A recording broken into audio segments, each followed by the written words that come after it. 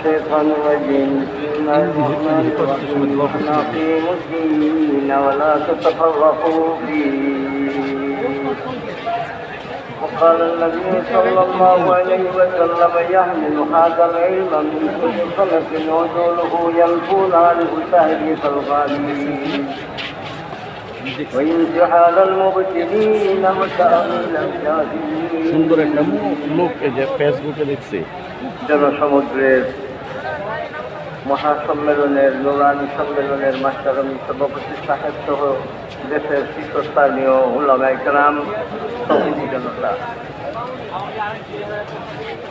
ঐক্য প্রতিষ্ঠা করা ওয়াজিব আর অনৈক্য সৃষ্টি করা হারাম। দাওয়াত তাবলীগ ঐক্যের একটা প্রতীক, তাকওয়ার প্রতীক যেভাবে দাওয়াত তাবলীগ ঐক্যের একটা প্রতীক। যারা এই ঐক্যকে ভঙ্গ করেছে, যারা ঐক্য ভঙ্গ করেছে, যারা অনৈক্য সৃষ্টি করেছে, এদেরকে আমরা বলবো আপনাদের জন্য দরওয়াজা খোলা আছে। কেউ বের করে দেয় নাই, কেউ বের করে দেয় নাই। আপনারা বের হয়েছেন কেন? আপনারা ঐক্য ভঙ্গ করলেন কেন? আপনাদের জন্য দরওয়াজা খোলা আছে। আসুন আসুন, আপনারা আবার সাইয়্যিদুনা ইলিয়াস রাহমাতুল্লাহ আলাইহির এই সংস্কারে তাবলীগ আর এই দাওয়াতি আমলে আপনারা জড়ো হন। আমরা জোর মিল মহব্বত চাই। যেভাবে এক প্লেটে খানা খেয়েছি, আমরা আবার ফিরে আসি ভাই, এক প্লেটে খানা খাবো। আমাদের মাঝে কোনো ঐক্য আসবে, অনৈক্য আসবে না। আমরা অনৈক্য চাই না, আমরা অনৈক্য চাই না। আমরা ঐক্যবদ্ধভাবে দিনের খেদমত করব, দিন প্রতিষ্ঠা করব, আর দিনের মধ্যে কোনোভাবেই অনৈক্য সৃষ্টি করব না। এর জন্য আমার দাবি এবং সরকারের কাছে আমাদের দাবি, বর্তমান অন্তর্বর্তী সরকারের কাছে আমাদের দাবি, এই লক্ষ কোটি লক্ষ লক্ষ চক্ষুর দিকে আপনি অনুধাবন করেন, লক্ষ লক্ষ মানুষের জমানের দিকে অনুধাবন করেন, মানুষের বুকের চাহিদার দিকে অনুধাবন করেন। সবাই এক দাবি, আমরা ঐক্য চাই, আমরা কোন রকমের অনৈক্য চাই না। এর জন্য ঐক্যবদ্ধভাবে তাবলীগের ইজতেমা যেভাবে প্রথম থেকে চলছে, সেইভাবে এই মাঠে, সঙ্গীর মাঠে ঐক্যবদ্ধভাবে আমাদের ইজতেমা চলবে ইনশাআল্লাহ। যেভাবে মারকাজ বছরের পর বছর চলে আসছে, এই মারকাজ তাবলীগের মারকাজ হযরত সাইয়্যিদুনা ইলিয়াস রাহমাতুল্লাহ আলাইহির এই দাওয়াত ও তাবলীগের এই মারকাজ কাকরাইলে থাকবে। সরকারের কাছে আমাদের আবেদন, এই মানুষগুলার জবানের দিকে আপনি লক্ষ্য করুন।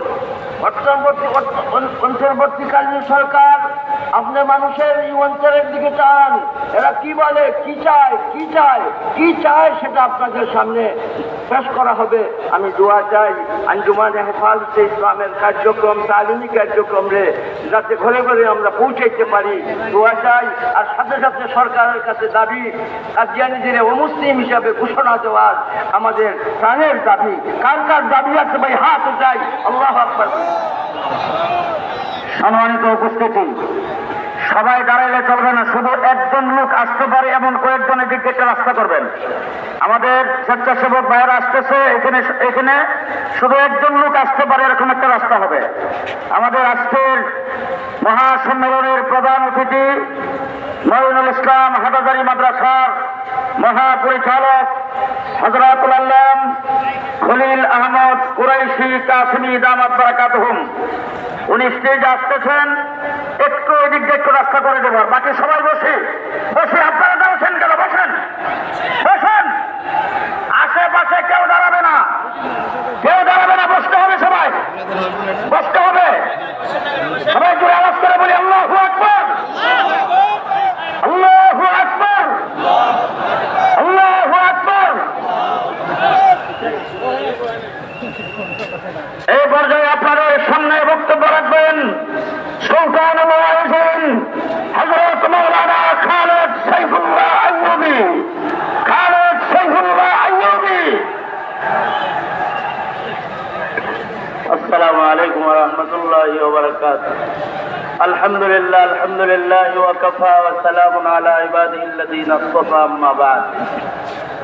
কথা তো মুরব্বীরা বলবেন। আজকে তো সারা বাংলাদেশের আকাবির মুরব্বী হযরতগণ আজকের এই মহাসমাবেশে উপস্থিত হয়েছেন।